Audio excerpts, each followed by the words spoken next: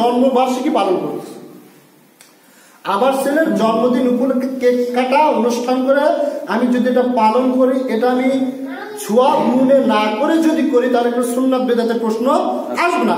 এটা সামাজিক একটা নিয়ম, আপনি বলতে পারেন সামাজিক একটা কুসংস্কার বলতে পারেন, ইহুদি খ্রিস্টানদের কুসংস্কার বলতে পারেন, তার আদর্শ বলতে পারেন ইত্যাদি, কিন্তু এটাকে আপনি বেদাত বলতে পারবেন না। এই জন্য এটাকে আমি সব মনে করে করি না। আমার কথা ক্লিয়ার বুঝতে পারছেন?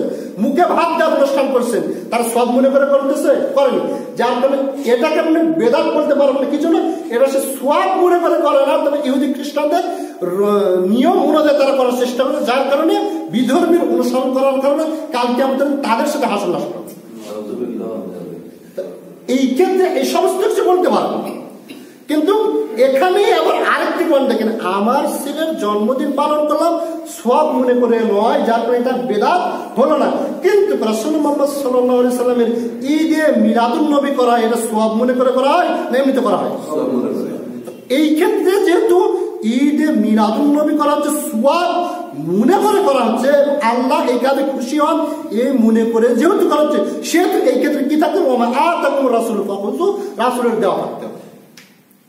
তাহলে এই ক্ষেত্রে দেখেন একই জন্মবার্ষিকী আমার জন্য যখন করতেছে, যেহেতু সব টার্গেট নেই, সেহেতু একটা বেদাতের প্রশ্ন আসে না।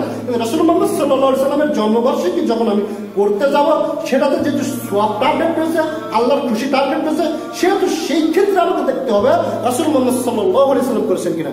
যদি রাসূল মুহাম্মদ সাল্লাল্লাহু আলাইহি সাল্লাম যদি করে থাকেন, তাহলে আপনিও পালন করেন, আর রাসূল মুহাম্মদ সাল্লাল্লাহু আলাইহি সাল্লাম যদি না করেন, তাহলে এটা সুন্নাতের বিপরীত কি হয়ে যাবে? বেদাত।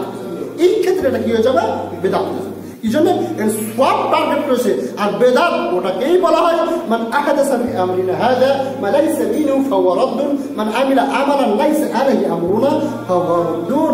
যে ব্যক্তি পরিপূর্ণ দ্বীনের মধ্যে, ইসলামের মধ্যে এমন কোন নতুন কথা কাজ নিয়ে আসলো, এমন কোন নতুন কথা কাজ নিয়ে আসলো যে দ্বীন মনে করে করবে, শরীয়ত মনে করে করবে, ইসলাম মনে করে করবে, সব মনে করে করবে, অথচ এই শরীয়তের মধ্যে খুঁজে পাওয়া যাচ্ছে না, এই ইসলামের ভিতরে খুঁজে পাওয়া যাচ্ছে না।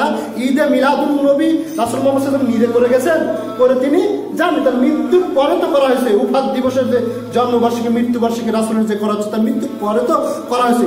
যেহেতু ইসলামে খুঁজে পাওয়া যাচ্ছে না, পাওয়া রদ্দুন, সেটা বাতিল, মারদুন, সেটা চেপে দেন আল্লাহ রাসূলের। এখন আপনার আমার প্রশ্ন